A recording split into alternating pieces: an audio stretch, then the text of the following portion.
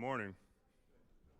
All right. Welcome everyone to the first of what's hopefully many Ehrlich Tech Talks.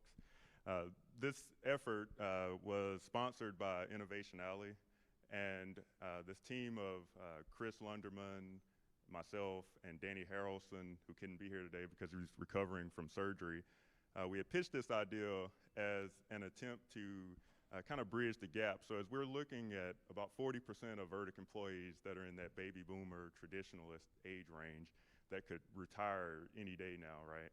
Or shortly. And so we wanted to look at how do we capture that knowledge that this group has before they retire and transfer that to others. While at the same time, we have the young engineers and these mid-career engineers and scientists that are kind of hungry to absorb that knowledge. And so that's what we're hoping to do today. We've got four dynamic speakers. The theme for this one is leadership, dynamic leadership. And so as this progresses, we would like for each one to just kind of have a different focus, and hopefully you all can pull something that helps you in your career from this. Our first speaker is Elias Arredondo. Mr. Arredondo recently retired from ITL. He was chief of the computational analysis branch. During his 4 years as branch chief, his significant accomplishments included hiring more than 30 people, and as he likes to say, supporting CAB staff while at the same time staying out of their way. And so he did a very good job of that. He had a successful branch when he left. In 2016, he was voted the Supervisor of the Year for Ehrlich. And now in retirement, he enjoys playing the trumpet, visiting with his kids and grandkids, working on home projects, and hopefully, sharing something good with us today. So let's welcome Elias Arredondo.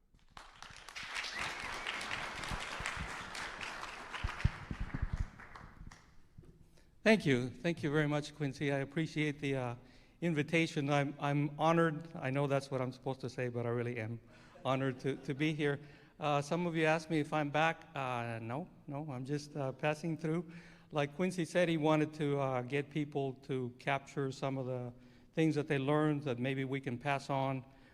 He waited a little bit too long. He was trying to get me before I retired, but as you see, I'm retired. I love this title.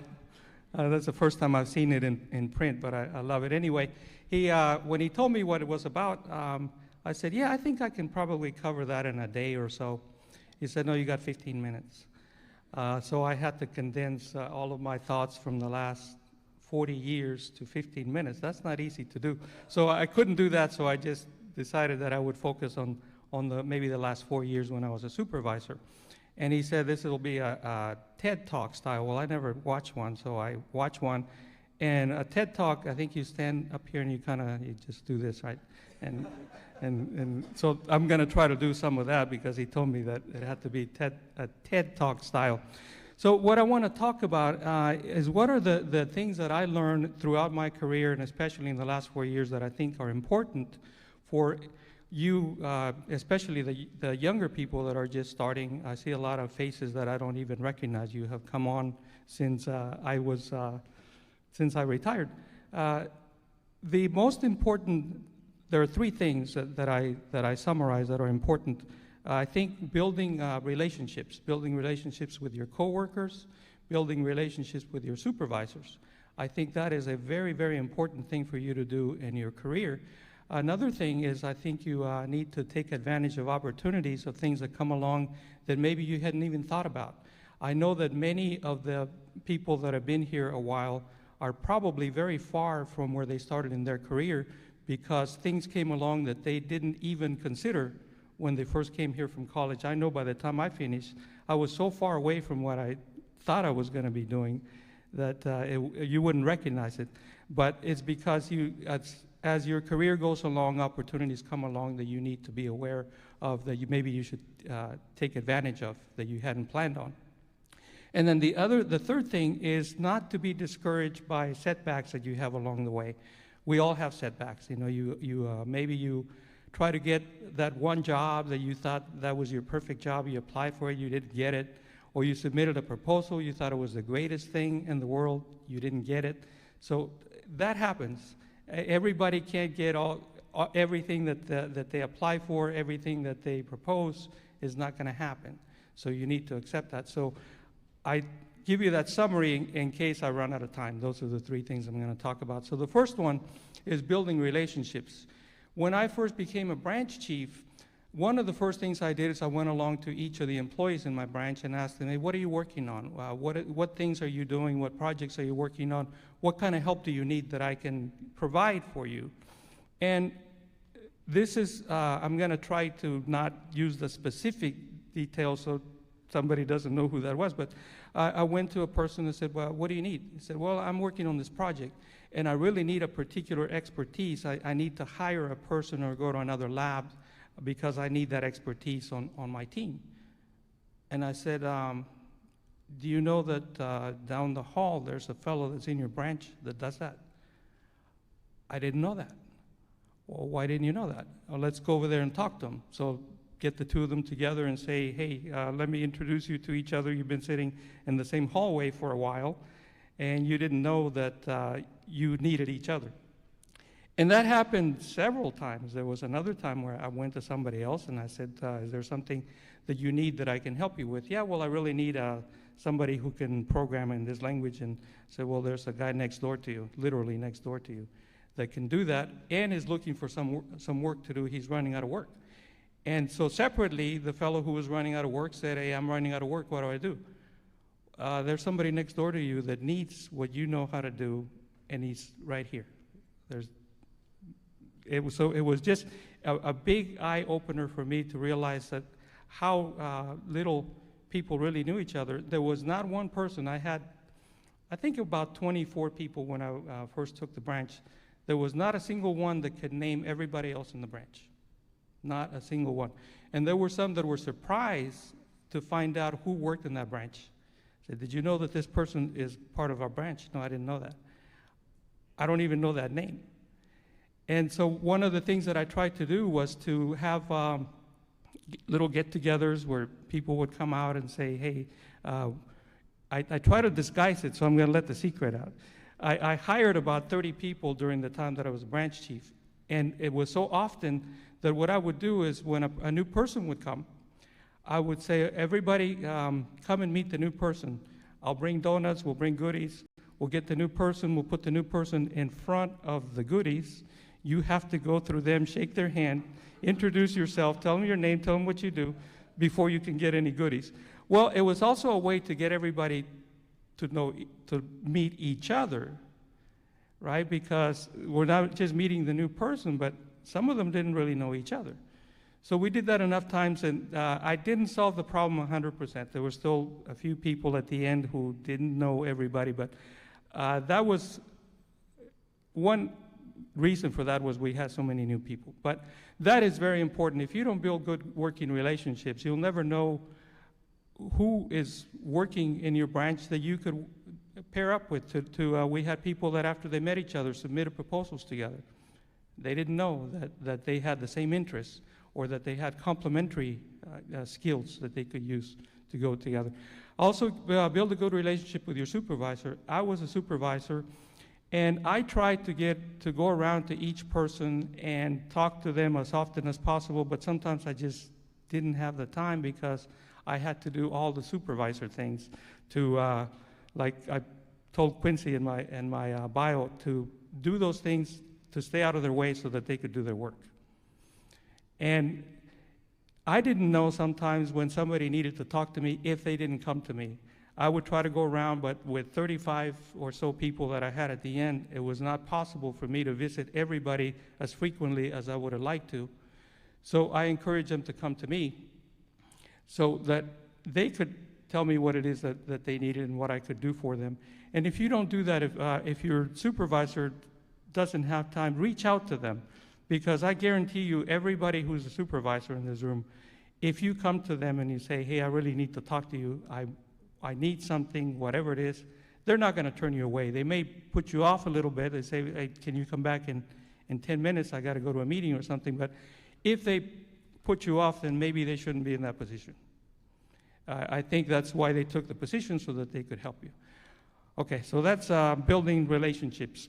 I'm watching my clock. And the next point I wanted to make was look for opportunities. Sometimes, especially some of the younger people that I hired towards the end of my career, said, what do you want to do? Where do you see yourself going? And they had some ideas, but there's things that I had ideas at that age of things that I wanted to do that never happened. Now, they didn't happen because other things came along. Some of the things that I started doing 40 years ago went out of style, became obsolete, new things came along. I had to embrace the new things. And if you don't do that, if you have your mindset on, I only want to do this particular thing, it may not happen. I did, when I first came to ITL 24 years ago, I was a structural engineer, and there was another structural engineer that I worked with, and he only wanted to do structural engineering. He did not want to do anything else. So he was quickly very unhappy because you don't have always just the thing that you want to do, and that's the only thing you can work on. There were other things that needed to be done that came along. Some of them were new. I'm old enough that CAD was a new thing. CAD now, it's like, typing. Everybody knows how to use CAD. There was a time when not everybody knew how to type. Some of you may remember that, maybe not. But typing was not a thing that you did. But now you wouldn't think of a life not knowing how to type. So some of those things have happened in my career that engineers at the time when I was the age of some of you younger people didn't want to do. Well, the CAD, I don't want to do that. That's a technician's job. Well, the ones who didn't do that, guess what? They didn't last long as an engineer because they didn't embrace the new tools. And there may be some things that come along that you have not even thought of that will happen in your lifetime. And if you set your mind that I only want to do this one particular thing that I went to school all these years for, you may be disappointed. You need to keep your mind open to new things that come along, new opportunities. Who knows, they may lead you to a new career. I certainly never thought I would be a supervisor. But an opportunity came along, and I thought, well, there's a need in the organization for this. Let me try it. And I loved it. It was the most rewarding time of my career. I never dreamed that I would do that. And there were other things, like I said early in my career, there were new tools that engineers said, I don't want to do that. But you need to be open to opportunities that come along, new things that you need to embrace, not just those specific things that you set your mind to because you went to school, you got your master's, you got your PhD in that one subject, and you're not going to do anything else. That's probably not going to happen. That's not realistic. Or if your goals are very specific, say your goal is, I want to be the Ehrlich director. Well, how many people do we have at Ehrlich? 2,500, something like that? I'm not sure. Well, there's only one director, and so 2,499 others are not gonna do that, right? So if you have a goal like that, maybe you need to be a little bit more broad in your goals, a little bit more realistic. That instead of having that specific goal, say, I'm going to enjoy my career, I'm going to do all these things that I can, I'm going to learn new things, then you're going to be successful. And it also, the other thing, idea that just popped into my mind is, what do you mean by success? If by success you mean, I want to become the Ehrlich director, then you're not going to be successful. Maybe one of you will be successful, but the other 2,400 and something are not.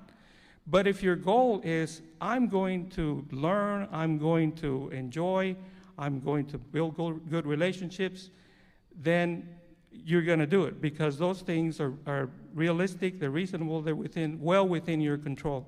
You can do those things. You cannot do some very specific things. And I had people tell me, this is my goal. I want to be the director of something. I said, well, what if that doesn't happen? Are you going to say that you failed? No. I think to declare success is, did you enjoy it? Did you learn something? This is a third of your life, right? The job, roughly. And if you don't enjoy it, if you're not happy, then maybe you need to think of something else. But there's plenty of opportunities for you to enjoy and to be happy if you build good relationships, have goals that are realistic, be open to things that maybe you haven't even thought about yet. And what was the third thing? Oh, don't be disappointed when something doesn't go your way. You know, this didn't happen for me, so I'm going to go hide in my room and pout and I'm going to be mad at the world because this didn't happen. I have seen that. I have seen all of those things. Everything that I'm saying today are things that I actually saw especially the last 4 years as supervisor. So when Quincy asked me to come and share, I thought, okay, I only got 15 minutes, so I got to make it good. Those are the most significant things that I think will lead for you to have a good, successful career. Thank you.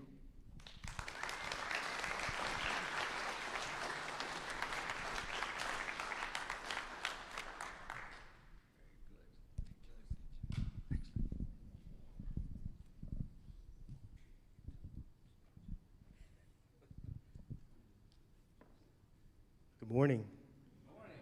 I am Chris Lunderman. I am another part of Quincy's team for Innovation Alley, and I'm here to introduce our next speaker, and that is Ms. Pat Sullivan. Ms. Pat Sullivan, can I call you Ms. Pat to make it easier for me? Thank you. Ms. Pat started her career here in Geotechnical Lab as a research civil engineer. She became Assistant Technical Director for Military Engineering Business Area. She serves as a strategic assistant to the GSL director, where she led strategic communications, organizational and leadership development, and change management initiatives. She's also been an Ehrlich executive staff officer. In 2014, she became the associate director of Ehrlich. Ms. Sullivan's long list of awards includes West Woman of the Year and the Ehrlich Award for Outstanding Achievement and Equal Opportunity. She's been named as an outstanding technology leader and trailblazer in top engineering magazines. She serves on advisory boards for the Department of Advanced Technology and the National Science Foundation Grant Program. She also mentors a number of Ehrlich employees. With that, Ms. Pat, would you please come and address us? Okay. Thank you.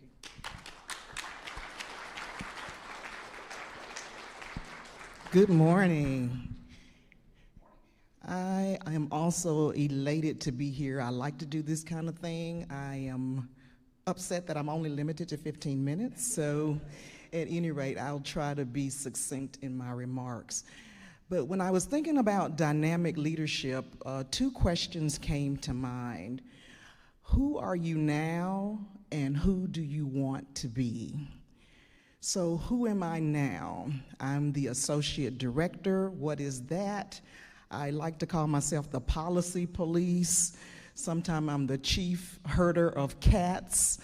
It's an interesting job, sort of the subconscious, perhaps, of the Ehrlich director, and a person who kind of everything sort of comes through me before it goes on to the director for his review and to go out the door to represent the organization. My journey here, as you heard in my bio, I think I took the long and winding road in my journey. I did start out as a research civil engineer.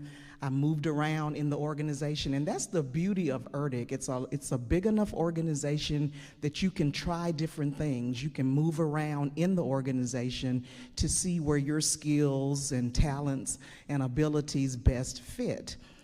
In that regard, I just want to say one point here, particularly to the young people. So with all due respect, I want to say that as you move around in your career, grow where you're planted. Grow where you're planted. Sometimes I think in the millennials and Gen X and Gen Y and some of the other generational groups that we have here, there's a desire to move very fast. There's a desire to grow up and go up the ranks very fast. And so what I'd like to say to you is grow where you're planted. Glean something from every opportunity that's presented to you. You know, like fine wine has to be aged for it to be a quality product.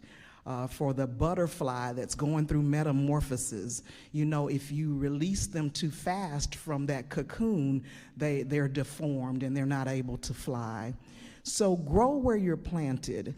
My journey has taken me on many different opportunities in the organization, and many times there were lateral moves. There weren't promotions. You know, sometimes you have to go across to go up.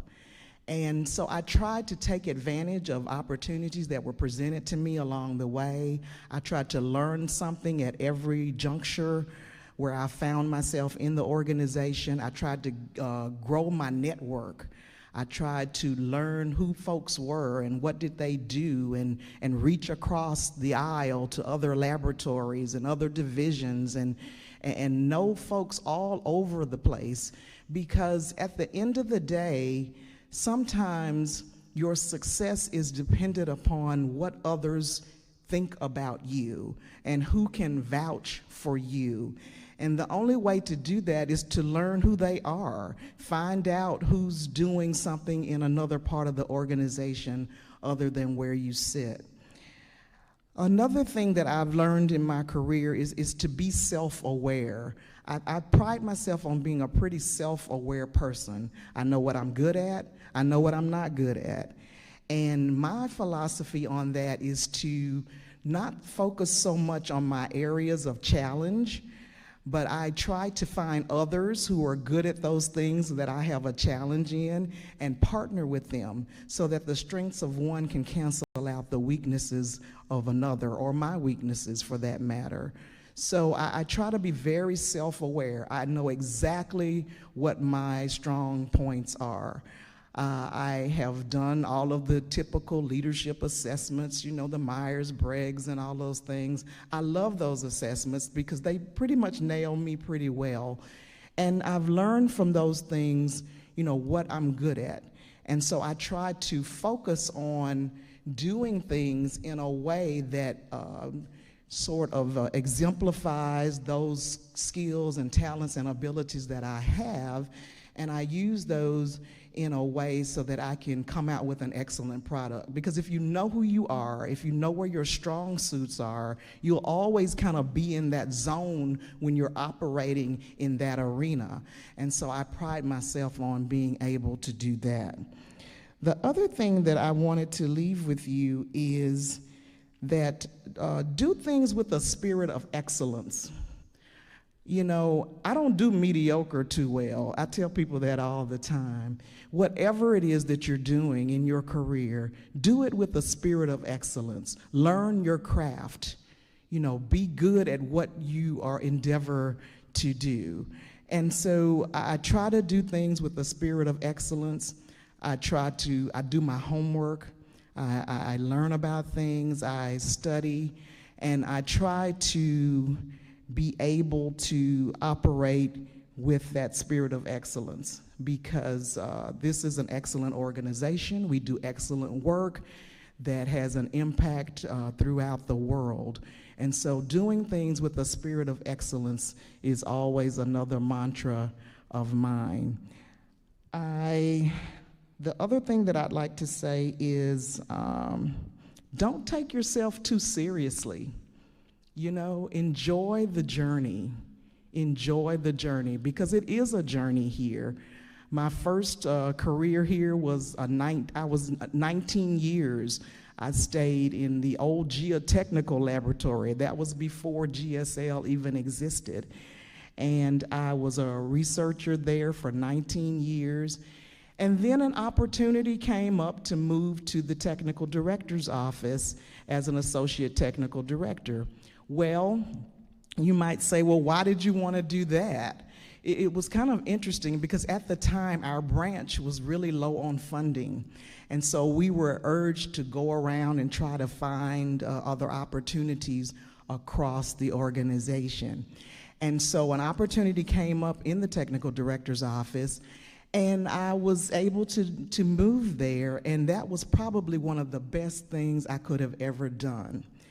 I'll tell you another story about Ehrlich. That's where I knew Dr. Pittman. We had started together in our careers as researchers, but I got to work for him there because he was the leader of the military engineering business area at that time.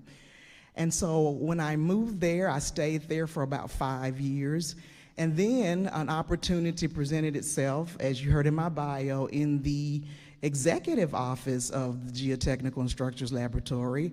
And I got to work with Dr. Pittman again as his strategic assistant.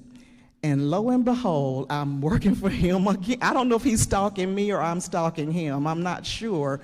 But that's another thing about doing things with the spirit of excellence, because you never know who you're going to end up working for, right?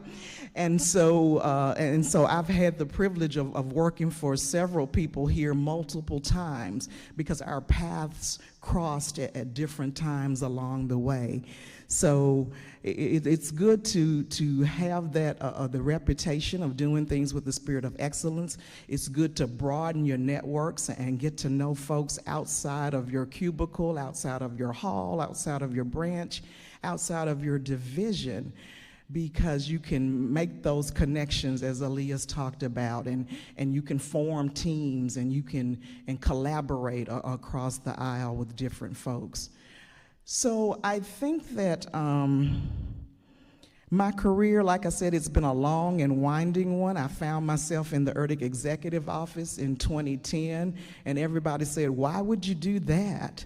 You know, why did you want to go to the executive office? But it was yet another opportunity to expand my territory, expand my skill set, expand my knowledge base, you know, try something new at another echelon in the organization. And so when I got there, I kind of took that job and I sort of shaped it and molded it around what I was good at. Because I love jobs where the job description is kind of undefined, because then you can take it and mold it and shape it and kind of make it fit you, so to speak. And so I was able to do that. I was an executive staff officer, and I made that title up, by the way, because I didn't have a title when I came there. And I said, well, what do I want to call myself? And I said, I know I'll be the executive staff officer, whatever that means. And so I was able to take that and shape that. I led the Ehrlich Awards program and some other initiatives there. And then my boss at the time, a wonderful lady by the name of Alice Duke, was retiring. And she came to me and she said, you know, I'm getting ready to retire. And I said, oh, Alice, who are they going to bring up here now? You know, we had worked so well together, and I was saying to myself, I just got her trained just the way I need her to be, and she's leaving. Oh my gosh, who's gonna come now? Who's gonna be picked for this position? And lo and behold, it was me.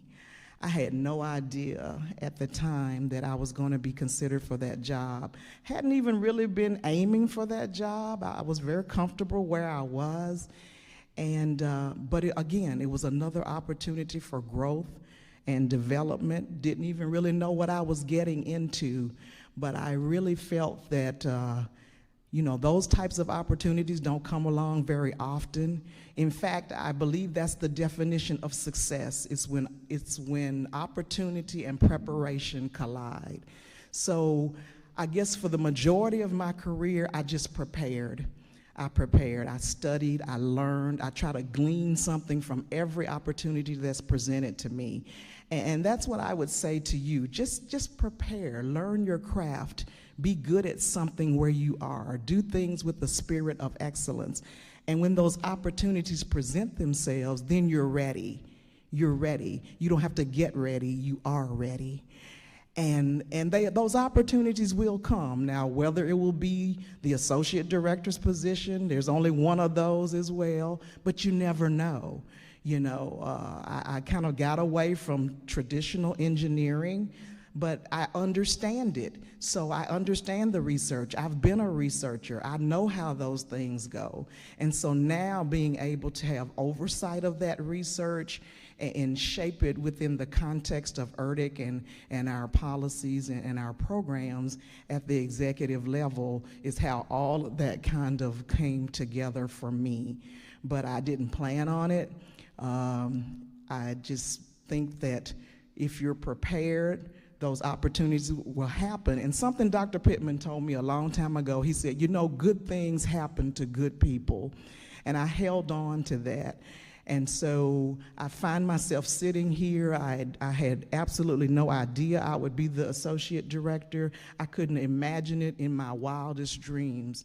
So, you know, sometimes it takes a while. Like I said, grow where you're planted. Sometimes things don't happen at the speed.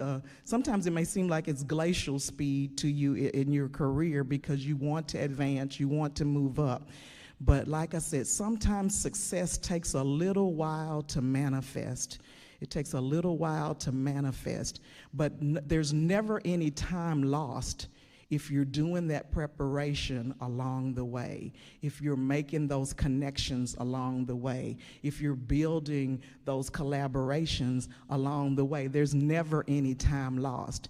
And then one day you'll look up and that golden, perfect opportunity for you that matches your skills and your talents and your abilities will become available, and you go, that's it. That's where I need to go. That's what I need to do. And then finally, the thing I want to leave with you is the question of terms of when I said, you know, who do you want to be and what do you want to be remembered by? What kind of legacy do you want to leave? I think most of us who have been here 30 some odd years, legacy is important. You know, what do you want people to say about you after you retire? What do you want people to say about you after you leave this place? Because at the end of the day, it's not just about you. It's about you and the others that you interact with. It's about those that you bring along with you on the journey. It's about reaching back and helping those who are behind you to come up a little higher and reach their full potential as well. So I just want to leave that with you also. Think about your legacy. You know, what contributions will folks be talking about when you leave here? You know, what will you be remembered by? And I hope that if you, as you go along this journey and not take yourself too seriously and do things with a spirit of excellence, that when you leave, we will remember you as an outstanding, dynamic leader of the Engineer Research and Development Center. Thank you.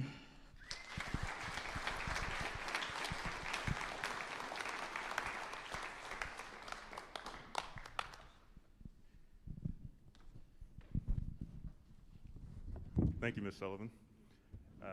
To your point about always being ready, I think that's appropriate for our next speaker who volunteered at about 8:30 this morning to present, filling in for Miss Brigadier General Donna Williams, who was ill this morning and couldn't be here. But our next speaker will be Rhonda Taylor. Rhonda has been developed at Ehrlich. She, back in 2011, was the director of UROC, where she was responsible for planning and directing the research and development efforts to enhance engineering analysis and for providing deployed troops direct access to subject matter experts. She was responsible for an annual budget of about $15 million at that point, of approximately 32 people.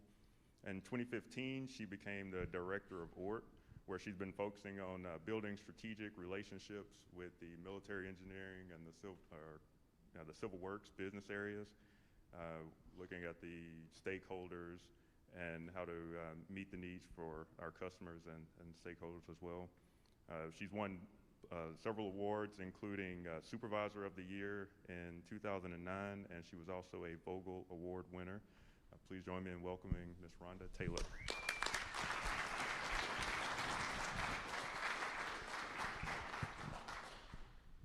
Well, thank you. I'm glad to be here last minute. I'm not sure I'll be able to represent Brigadier General Donna Williams, but I will do my best to do so. I have a list of the questions or things to think about. They gave me a few minutes ago. Office of Research and Technology Transfer. I don't know if any of you knew what ORT was. We stood up about 2 years ago. It's been a really great and challenging job to be in. I'll get to that in a minute. A little bit about how I came to be here at Ehrlich. This is a story I hesitate to tell, but I'm going to anyway. A good friend of mine, when I was still at USM, is where I graduated in geology, and I started out as a research geologist. But in doing so, a good friend of mine came out here, interviewed for a job, came back, said, you know, it's just not the job I want.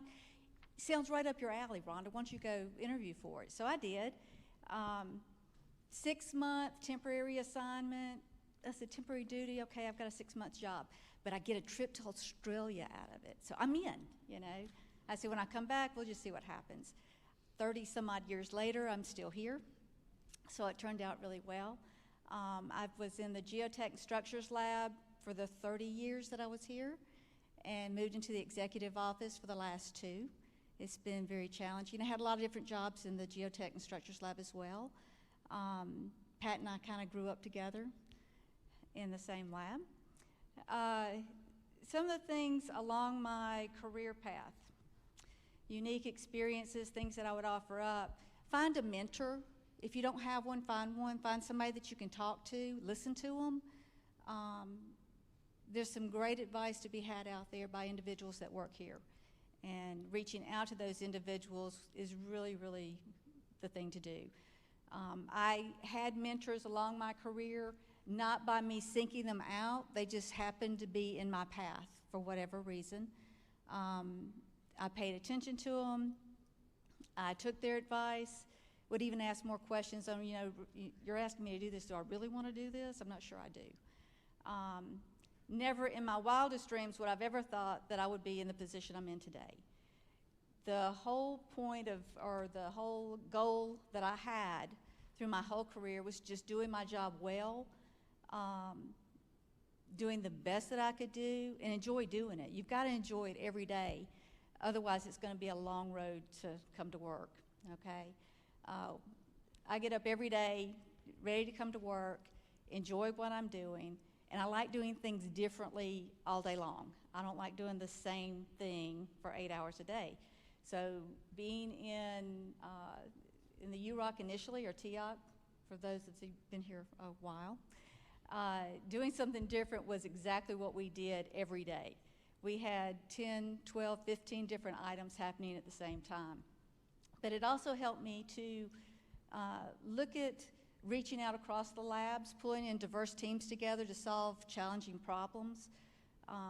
As Pat mentioned, I'm a research geologist, so I understand the research. After about 10 years of doing research, I kind of started moving into other things. Some of it is just facilitating groups and pulling teams together to solve those problems. And a lot of it is, you know, in the supervisory position as well. As was mentioned by some others, supervising is a very hard job, but it's a very well worth job to have. It can be very challenging. It is hard to get around and see everybody and talk to everybody that you are a supervisor of. You know, so those doors, you know, the door is always open for those individuals to come to you, which is kind of, it's good to do, but they don't always know that. You know, it's an open door kind of thing. I would say that, you know, especially if your goal is to become a supervisor, if you ever get to that responsibility, the one piece of advice I would give you is when you give that individual a job to do and the authority to do it, give them the responsibility as well, but have their back. Everybody's going to mess up. And when they do, you need to be there to support them in that effort. Let them learn, grow, you know, so next time it won't happen. But it'll make them a better person, and they'll be able to give advice to others in that same regard. But give them the authority as well as the responsibility when you do pass that out. Let me see what else I have here.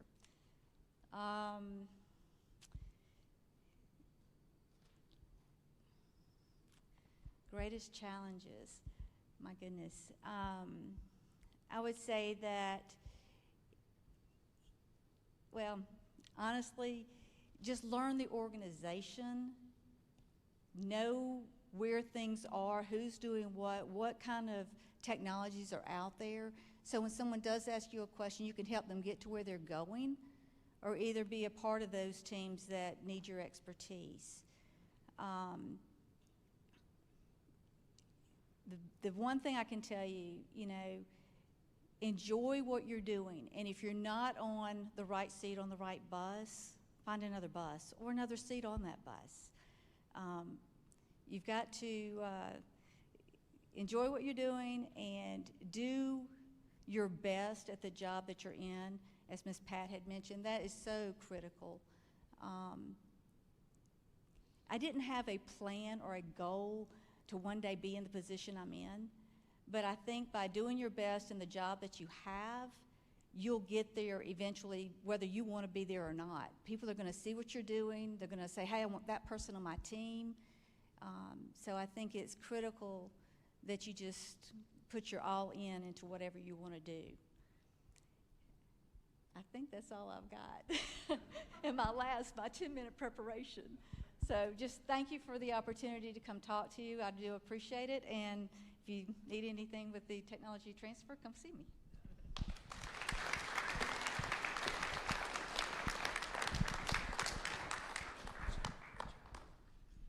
Again, thank you, Ms. Rhonda, for filling in at such a last minute. Next, we have our Ehrlich director, Dr. David Pittman. Dr. Pittman, this year in March, was named Ehrlich director.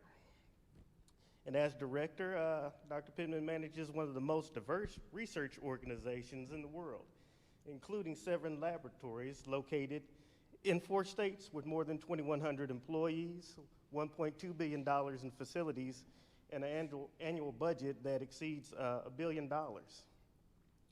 He also serves as Director of Research and Development and Chief Scientist for the U.S. Army Corps of Engineers.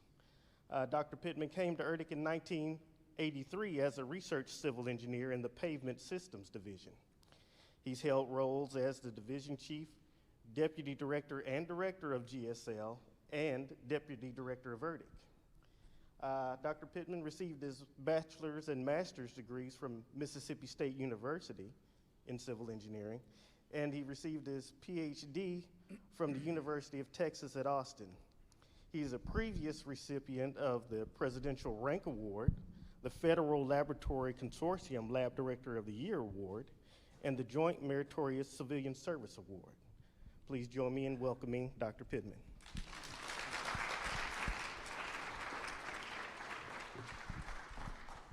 Well, good morning. How's it going? So, wow, isn't this a great series? Man, hearing all these great leaders down here, these stories.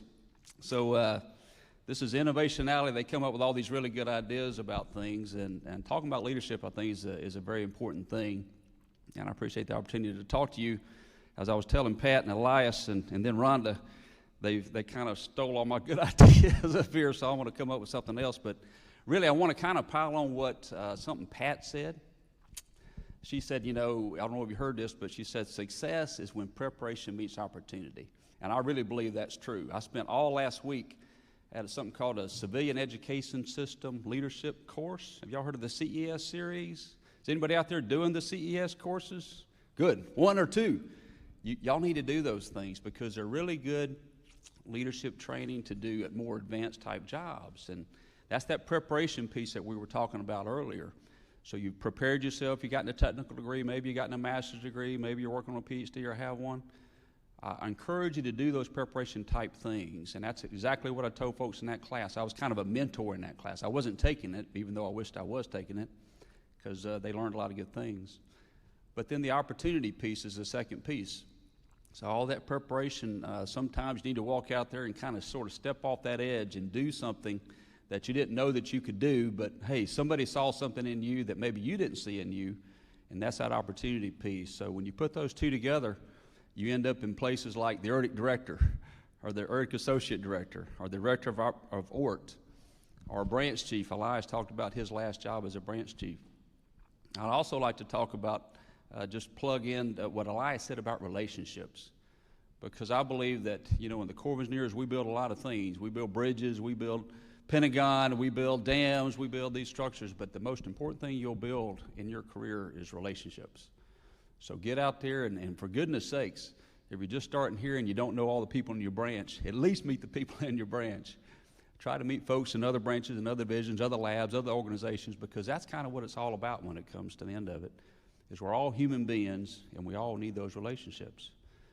So I'm going to start my story by sort of going all the way back to the end. The fellow introduced me just a second ago was starting in 1983. So I'm going to take you all the way back to 1983. And I'm going to call this story The Career That Almost Wasn't, okay? Or how I began my career at the Ehrlich.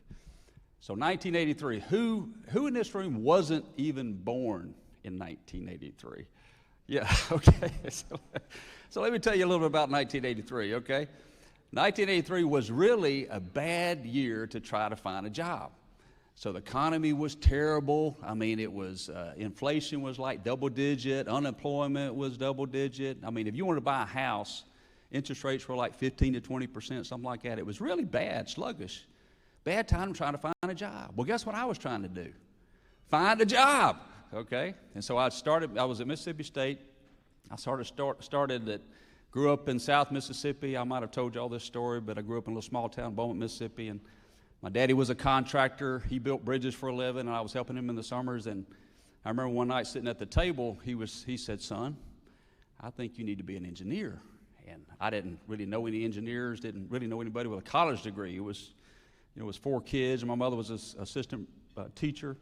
He was a contractor, and I said, "Okay, Daddy, well, what is an engineer?" He said, "Well, he's the guy that comes on the projects every Friday afternoon with a white shirt and a white hat, and he kind of tells us what to do. You know, put that pile over there, put that beam over there. Yeah, that looks good." And I said, "Oh, okay. Well, he's the boss man then." He said, "Yeah, Daddy, I guess he's the boss man." I said, "Okay, I'll go to college to be the boss man." So anyway, I go on to Mississippi State University. I'm in civil engineering and work real hard. I make good grades, and I'm thinking, man, I'm going to get all these job offers now, you know. And really what I wanted to do is I wanted to go back down South Mississippi and build bridges with my daddy. You know, that was sort of the ultimate goal. Well, I interviewed with a lot of folks that fall of '83, as you know you got to do. You interviewed with, I remember Chevron. I remember they put me on an airplane. I'd never been out of the state of Mississippi. I'd barely been out of a 30-mile radius of Beaumont, Mississippi, you know, a little small town where I grew up. Certainly my first airplane ride, and they flew me all the way to San Francisco, California, interview at the headquarters. And I don't know why they had to take me all the way to San Francisco to interview me, but they did. You talk about country boy go to big city. That didn't quite work out. I remember they said something about we were going to put gas stations all over California. We needed you to cite where the gas barrels were going to be, the tanks underground, and that sort of stuff. Well, that didn't work out. Then the Air Force, I remember they flew me up to Dayton, Ohio, and I talked to them about joining the Air Force, and I didn't want to join the Air Force. I didn't do that. The Navy, they had a Navy nuclear program, and no, not that stuff. And International Paper, now that was interesting. International Paper, they had this huge plant down in Mobile, Alabama, and I didn't know anything about paper besides paper wood, you know, and logging. That's what my folks did. But the paper industry, so it was 70 miles away from Beaumont, Mississippi. I could live home, and I could go work at the paper plant in Mobile every day, and that was my idea of success. So interview with them, and then finally this thing called the Army Corps of Engineers comes in interviews. I remember this fellow named Tim Baller. I don't know if y'all know the Ballers here in town, but Tim was in the pavements division. And Tim, he was very distinguished. Of course, I didn't know him from Adam. And he came in there, and he interviewed, and he had a nice haircut and a suit on and all this stuff. I thought he owned the Army. You know, he looked like the president of the Army or something. So he interviews me, and interviewed, and I guess that went okay. Well, so now I'm waiting on the offers to start rolling in. And I'm waiting, and finally, the Army Corps of Engineers calls. It was Dr. Tom White. He was chief of that pavements division that Tim worked in. It wasn't Tim, it was Tom White. So he says, "David, we'd like to offer you a job to work in the pavement systems division of the Army Corps of Engineers, Vicksburg, Mississippi." I said, "Okay." I guess I remembered that conversation, that interview. I said, "Yes, sir.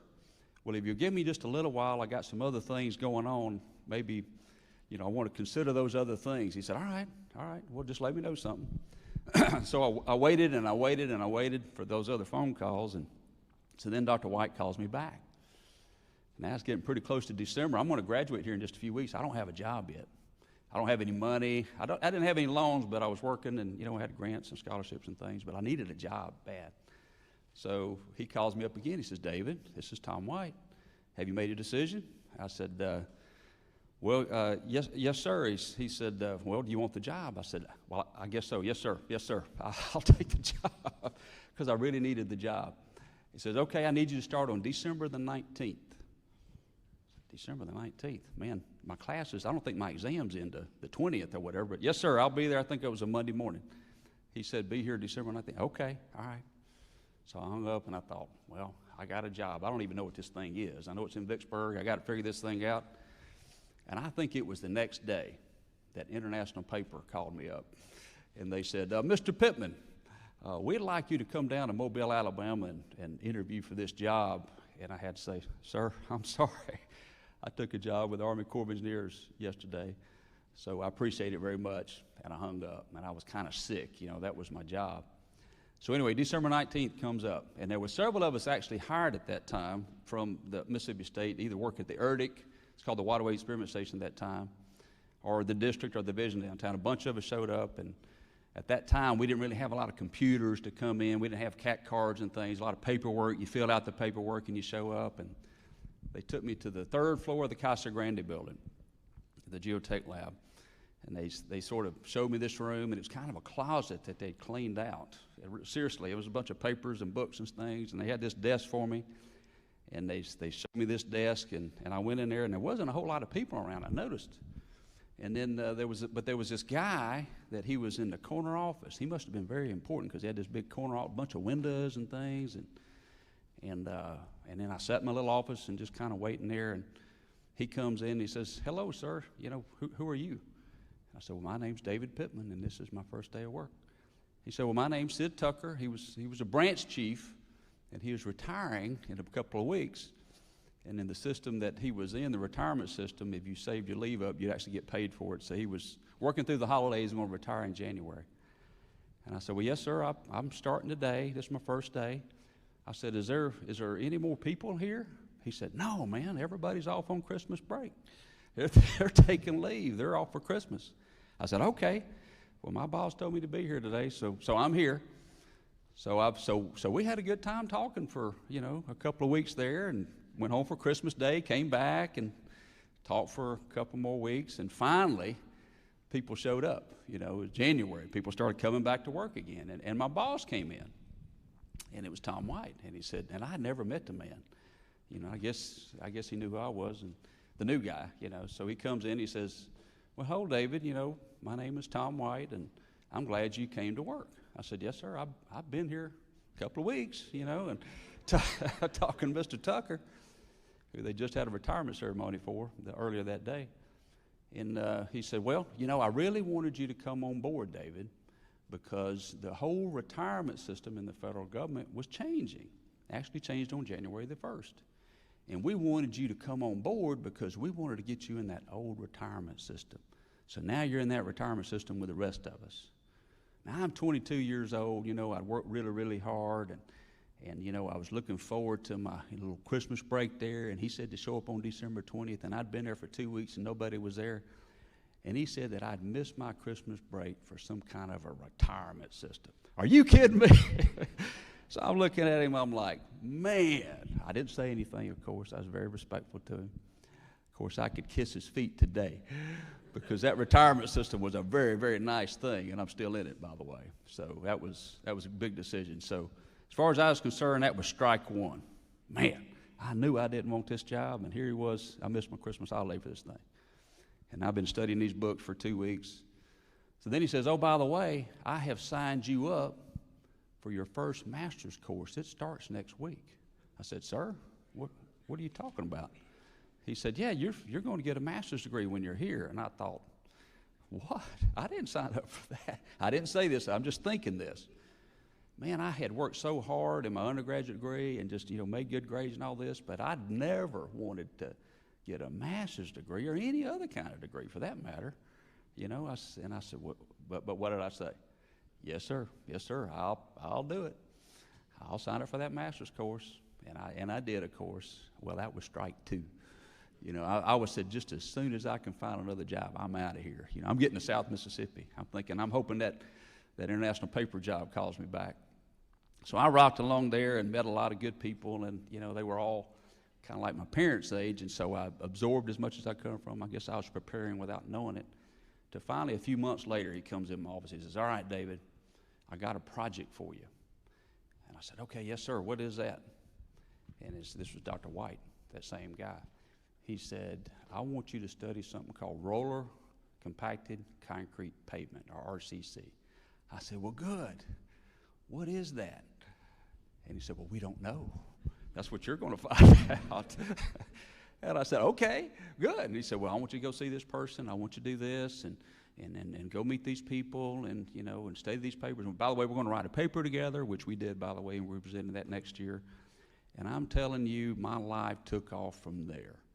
All these doubts and all these misgivings I'd had about this place called the Waterways Experiment Station, now the Ehrlich, just started evaporating. I mean, it just came alive. And it all clicked at that moment. And I recognized that opportunity, which I never wanted to start with back in November that year before, and I never really appreciated until that moment. And I realized, oh my goodness, look at what I got here. And I went on, by the way, to get my master's degree, and I saw how good of an idea it was. It was easier than the bachelor's degree, by the way. Then I went on for my PhD, and to me it was easier than the master's degree. But I wouldn't be standing on this stage right now if I had followed my instinct back then and just said no. I said yes. And so that was a huge lesson for me. And I didn't have this little formula back then called success is when preparation meets opportunity. But I can look throughout my career and I could tell 100 stories like this. I remember somebody in the back of the room asked me when I did my Meet the Director meeting in here just a couple months ago. She said, sir, how much of your career can you attribute to serendipity? You know, chance, just good luck happening. And I guess you could call that good luck. You know, I call it maybe divine intervention. You know, whatever it is. But that was an opportunity. That was a chance. And I said yes, albeit reluctantly. But that was a lesson to me. Don't necessarily look at things as a negative. You know, I can't do that. I don't want to do that. You stay in your comfort zone. I wanted to go to Beaumont, Mississippi and build bridges, right? That was my opportunity. Increase your opportunity space. Look beyond what you think your comfort zone is. Look at something outside of your branch, outside of your division, outside of your lab, maybe outside of Ehrlich, maybe outside of the government. Always try to keep expanding yourself. And we got plenty of opportunities within Ehrlich, as Ms. Pat said earlier. There's thousands of jobs here inside the Ehrlich. So, but always try to expand. Always try to increase your opportunities and stretch yourself beyond what you think you can do, particularly if somebody older maybe and wiser is telling you to try this because they see something in you that maybe you don't. So I want to thank you for this opportunity to come talk to you today. By the way, it kind of worked out, you know, as I think it was Pat or Rhonda was said that, you know, I didn't plan to become the Ehrlich director one day. I honestly didn't. Remember, I just wanted to go build bridges in Beaumont, Mississippi, but it kind of worked out. And I'm very, very blessed, and I'm very, very grateful for that. So I look forward to seeing all of you on your leadership journey. And I look forward to talking to you about your leadership journey. I've talked to a lot of you already, and I want to talk to the rest of you if you just give me a chance. So thank you all very much. I appreciate it very much, and God bless you. Thank you.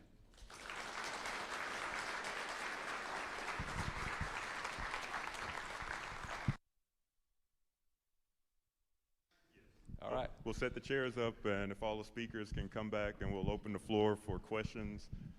If you don't want to ask the question, feel free to text it, and we'll read them. But we'll go around with the microphone, and if you have any questions, you can ask them.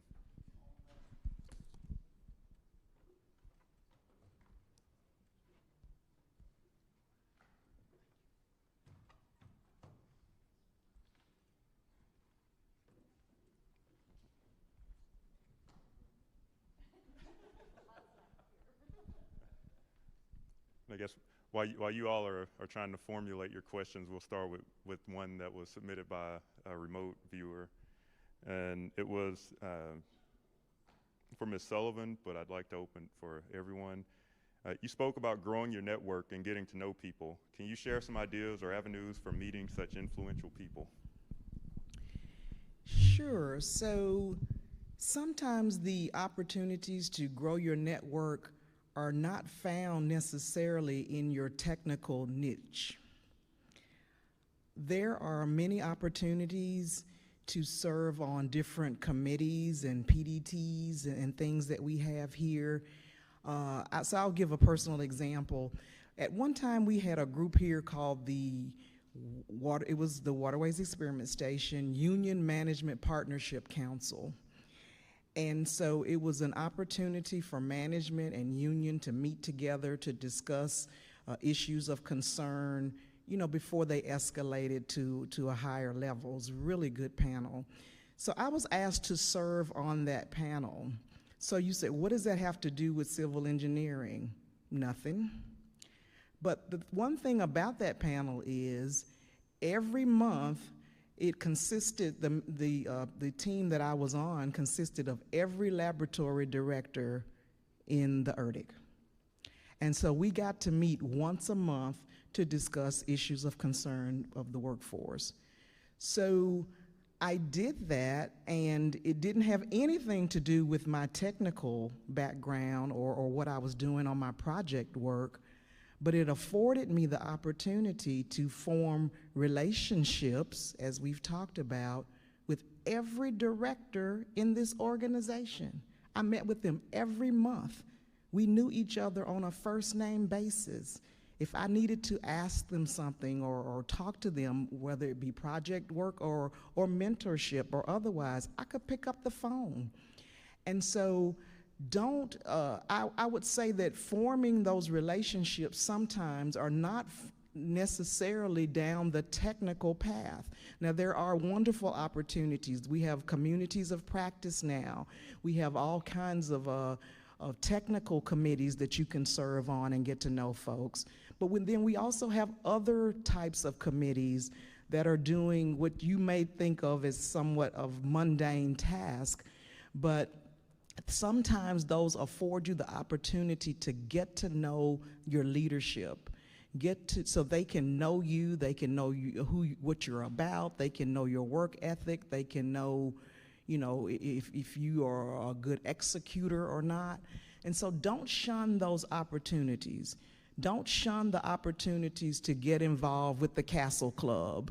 You know, don't shun those opportunities to get involved with your laboratory picnic or Christmas party or whatever, because many times those are very good jumping off points and entrees for where you can get to know people, and then it may lead also into your technical committees and project work and that kind of thing. But a lot of the, in fact, a lot of the project work that I ended up with started with these other committees that had nothing necessarily to do with my technical background.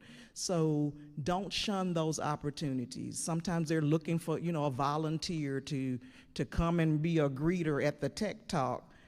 You know, sign up for some of those things. You may say, that has nothing to do with my research, but you never know who you may encounter in those type of venues.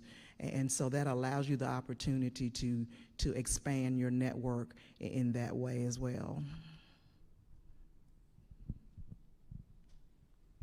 You want everybody to address the question? Well, she covered it pretty well, but I would say to add to that, not to change any of what she said, but also to add to it is, you can, especially if you're young and you say, well, where do I start? I don't know anybody, I just came here. Start with the people in your hallway. Start with your branch chief, your division chief. They know people. Say, I want, this is what my interest is. Who does that? Say, well, I know somebody who, down the hall, who can do that.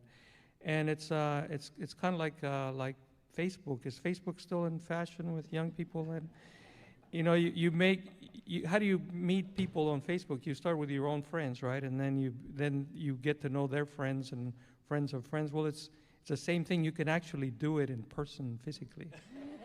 So think of the social networks. You have them. We used to call that conversation. Just to add to that, you know, if you have the opportunity, kind of to feed off of what Pat said, join a PDT or a group or take the initiative to volunteer for anything that may come across your desk and give you the opportunity to talk to others. And the face-to-face communication is really good. Exactly. So I'll pile on what all those folks said. Like Pat said, you know, when you're in a leadership position and you need to get things done, you know, some people have just the attitude of, yes, I'll do that. You got your go-to people, and believe me, these folks up here are go-to people. I need something done. It's very, very important. And I know that's not in their experience base, but I know they can get it done. They're going to get it done at a very high quality level. That's the kind of person you want to be known to be, because guess what? When you're looking at somebody for another position, you obviously want to put somebody in there that's going to kind of get it done, and it has a reputation for getting it done the right way. Well, they demonstrated that ability, not necessarily in their research role. No, obviously in your research role and in your business role, you want to be doing that. But those little extra things, that willingness to say, I'm willing to do more than what I'm being asked to do, right? I'm willing to step out of this comfort box a little bit. And I'll also give you a plug, by the way, for joining professional societies. You know, no matter whether you're an engineer, a scientist, administrative personnel, or technician, there are professional groups out there where you can network even beyond the Ehrlich, and you'll learn some things from them, and you'll establish those networks, you know, not just through your customers that you have, but for other professionals that are out there, and you'll be surprised what you can learn from them. I've benefited greatly. I've had friends for 35 years, and they hadn't stepped one minute on this campus, but I have almost a worldwide network now of professionals and friends that are out there, and I've benefited greatly from that. So I encourage you to do that as much as you can. All right, do we have any more questions?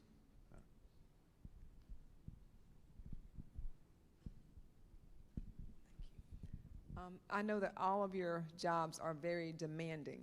So how do you balance your professional life with your personal life?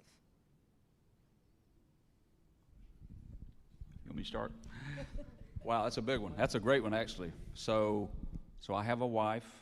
I was talking the other day at the director's ceremony. I was outclassed when I got married, by the way. Fantastic lady who, between me and her, we raised 2 daughters. Now my daughters are 18 and 21 years old. Beautiful girls. My wife, I got to give her most of the credit, actually, because I was on the road a good bit, and she stayed home with our kids. But regardless of what your situation is, my philosophy, whether I've personally done this the best in the world, is self, then family, then work. So I believe that you need to take care of yourself physically, mentally, spiritually, and emotionally. It's not for selfish purposes, but for exactly the opposite reason. So then you can take care of your family, which is extremely, like your family might be kids, spouse, mother, father, whatever. Somebody depends on you in your life, right? You need to take care of those 2 things first, so then you can take care of your work, right?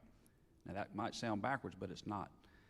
And we pay you for 40 hours a week or whatever, right? We expect you to get your work done, but if you get that backwards, and I've done this in my own life, I can tell you, and I really work at trying to get it the right way.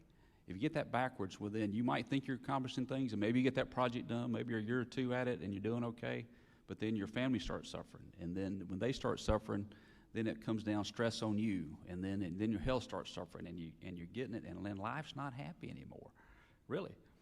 And so, and then if you're not happy, then you're not a good worker because you're infecting the people around you, right, with that.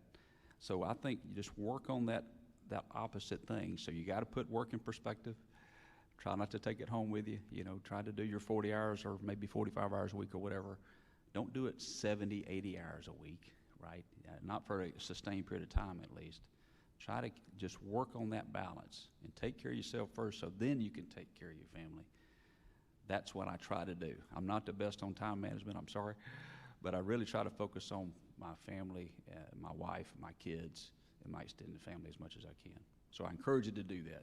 And if you want to go see your kid play ball, or your mother sick in the hospital, or your daddy needs you, go do that for goodness sake, because that's the most important thing right now. That work, it'll be there, okay?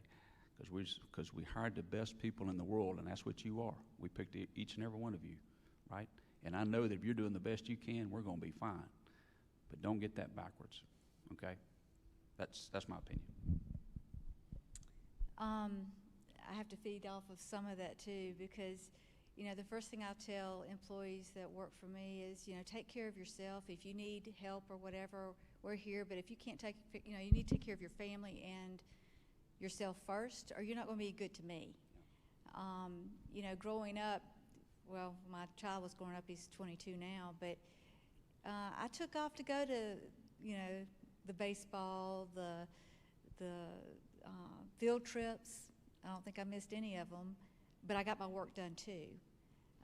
So just take the time to enjoy your kids, because they're only going to be young once, and you don't want to look back and say, I missed that, you know. You may miss a couple of things, but not the majority of the things. I think we're all going to say exactly the same thing, maybe in a little bit different words. One of the things that we said, I said, I'm looking at my division chief over there, that when we interviewed together, probably, I don't know, 100 people, and whenever we interviewed, especially young people that were coming to their first job, one of the things that I like to say was, the job is about a third of your life, roughly, 8 hours a day. But there's that other 2/3 of your life. And if that isn't working, this isn't going to work either. So take care of those 2/3, and this third will kind of just build on that. So if that's not right, this isn't going to work either. So take care of that. I don't know if I can add anything to that. Those are just phenomenal comments. Taking care of yourself is very, very important, and maintaining balance. Balance is important in every aspect, because if you're working hours and hours and hours, you're probably taking it a little too seriously. Like others have said, the work will be here, but the memories and the experiences that you have with your family and your friends, some of that you can't get back.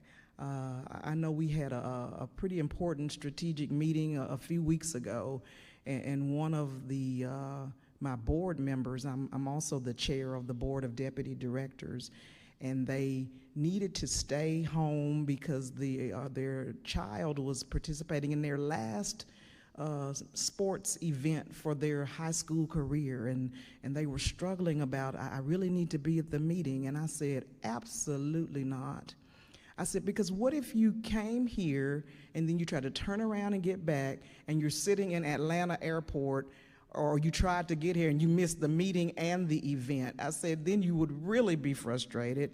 And it turns out they won the state championship, and he would have missed that had he tried to get here, turn around, do a quick turnaround for a meeting. And so obviously, those types of memories, some of that you can't get back. So maintain balance in all that you do, and work will be here. I guarantee it will be here. Trust me. But you get it done, and you have teams, and that's why we rely on each other. Sometimes you may have to get a coworker to kind of help carry the slack while you're out sometimes, and then you do likewise when they have something going on. But it would have been devastating to me if that individual had missed their child win the state championship in something because they were trying to get to Vicksburg for a meeting. So the work will be here. Don't take yourself too seriously, and we'll get it done. We always do. So we have a question that was sent in via text. In your opinion, what is a common mistake that new leaders should be aware of? It's not directed to anyone in particular. So. What was the question again? In your opinion, what is a common mistake that new leaders should be aware of?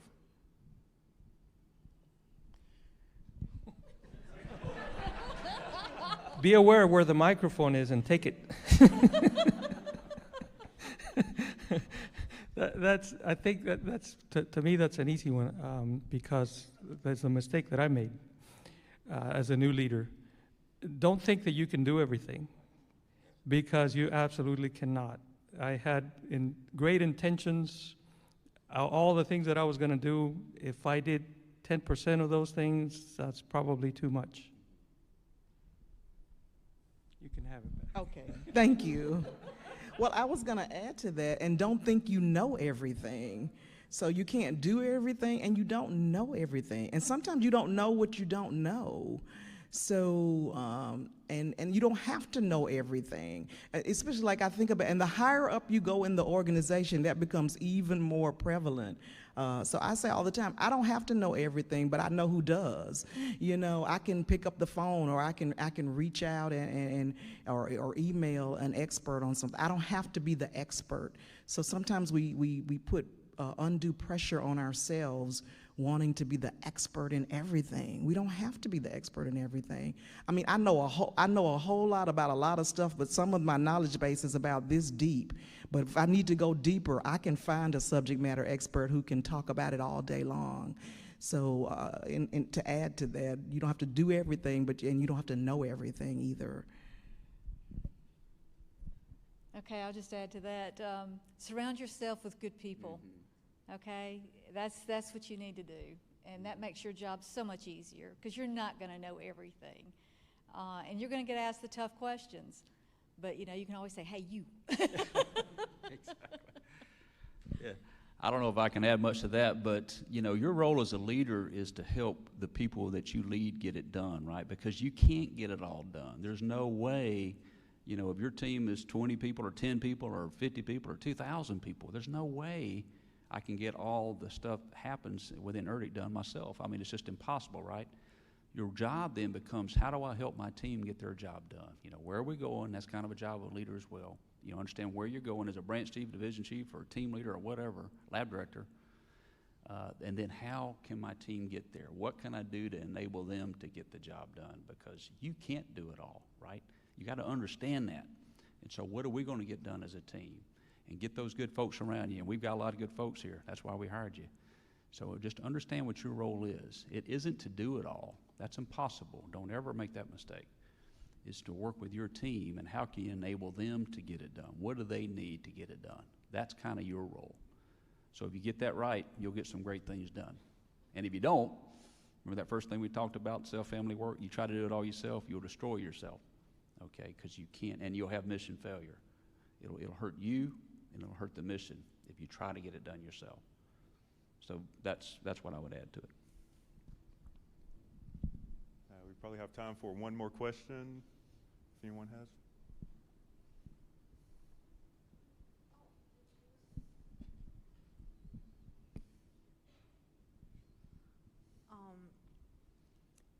When did you learn that your passion was to be a leader?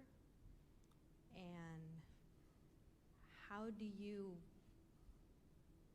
move your direction, or you move towards that at the level that you were? Well, that's a good question. You're looking at a bunch of engineers and scientists up here, okay? So, you know, generally we like to do like technical stuff. You know, that's what we're trained to do, very comfortable in that. You know, get your master's and maybe a PhD in that area. And we do research. We really like that technical stuff.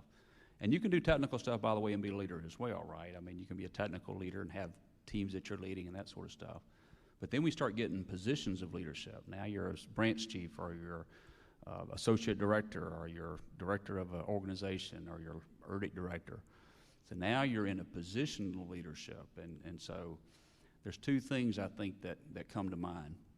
So you can be in a position of leadership, and you can have something what I call formal authority. So the formal authority is where you're supposed to, you know, rate people, and you're responsible for what's going on there, and you can be what I call a formal authority leader. You can make decisions, and you can do that sort of thing. And in a position like that, I mean, you have to do those things. But I'd much rather have moral authority. Moral authority is when you're leading and people want to follow you no matter what position you're in, right? And so why do they want to do what you're asking them to do?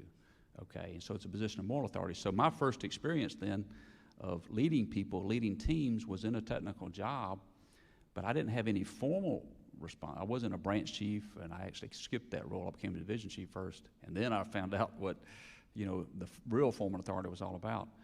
But I found out that if I worked with people, if I talked to them, I respected them, had a lot of dignity and respect for the people that I worked with, and I could see a way to go, and I could help folks around me do what they had to do. That started forming moral authority, that people wanted to do what I was doing and work with me, because I I did that sort of thing with them.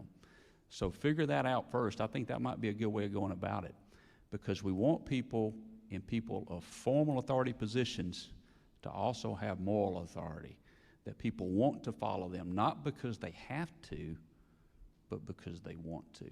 And if you can start doing that, even at the slightest level, just a couple of people working with you, if they want to work with you, well, then maybe you could take it up a notch and take it up a notch.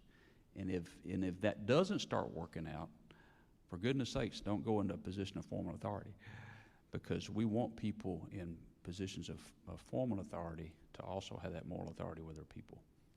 That's how I did it. Just to kind of add on to that too, there are problems that have come along that you could stand up and volunteer to try to solve, okay? If you want to be that leader, then just take the own initiative and go out and pursue those things. There's a lot of programs, the LDP, that you could get involved with to give you other resources, as well as some of the Myers-Briggs that Pat talked about earlier, just to give you an idea of what yourself, if you know yourself really well. I mean, I know exactly what I don't want to do and what I do want to do. And I have to do what I don't want to do sometimes, but that's okay too. But, just pursue those things and take the initiative when the opportunity comes up. For me, it was thinking about, along my career, thinking back through different supervisors that I had, and thinking what was, to add to what Dr. Pittman said, who was the ones that I had that I wanted to follow? And what were they doing that made me want to follow them? And also from the perspective of an employee, what were the things that I wished that I had in a supervisor? And try to do some of those things, and I say try because sometimes you can't. But trying to do the things that I would have liked, what a perfect supervisor for me would have been, and try to do some of those things. Certainly not all, but some of those things. I think my experience has fallen more so in the moral authority category that Dr. Pittman referred to. Most of my leadership positions, I've not had a lot of direct reports. I'm a Code 4 supervisor now, but many of the jobs that I had to lead by something I call the gift of influence. And so I had to be able to inspire someone to do what I needed them to do, when I needed them to do it, how I needed them to do it, to accomplish a common mission without having that formal construct in which to lead them.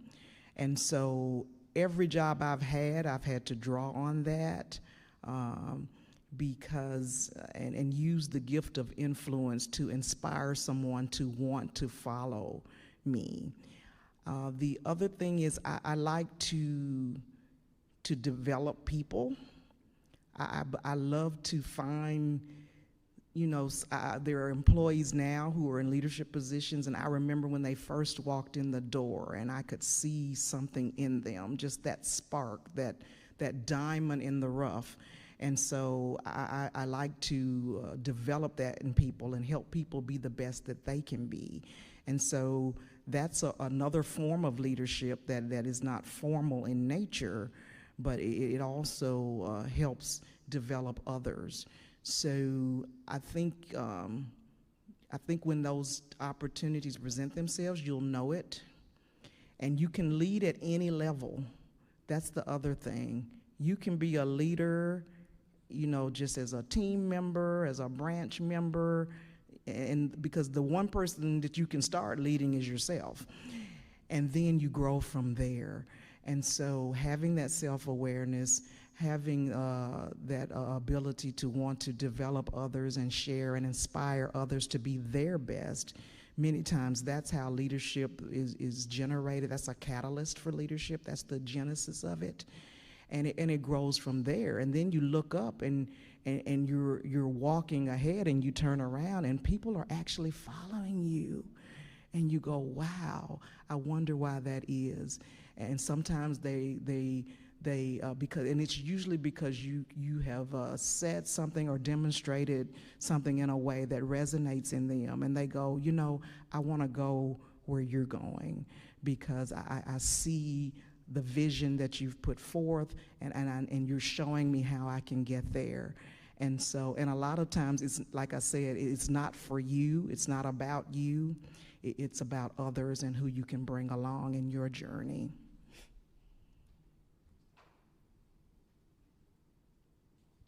All right.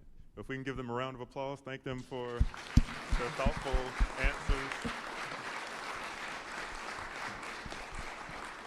All right. So this will be open or available until 11 o'clock, so there will be time to mingle. If you have personal questions, we have refreshments on either side. Get to know each other, get to know our leadership. There are a few people that we need to thank for helping us pull this off. Ms. Deb Quimby and Shelley Tingle and the Chief Communications Officer group. Pat Caldwell for helping us to develop this nice logo and the cards that were handed out this morning. Dr. Anderton and Dr. Scott as ELAC coordinators. Dr. Lacey Duckworth as our ELG mentor. Security for passing all the cards out this morning. Oscar and his team from ACID for doing all of the video work. We appreciate that. Ms. Dewitt and ITL for allowing us to use the space. We've got interns, Taylor Hasty and Ivan Altman-McCrae that helped us set up and coordinate. And to each of the speakers for taking, I know you're busy, but for taking time to prepare these thoughtful presentations and helping share that knowledge. We appreciate that. So that's it.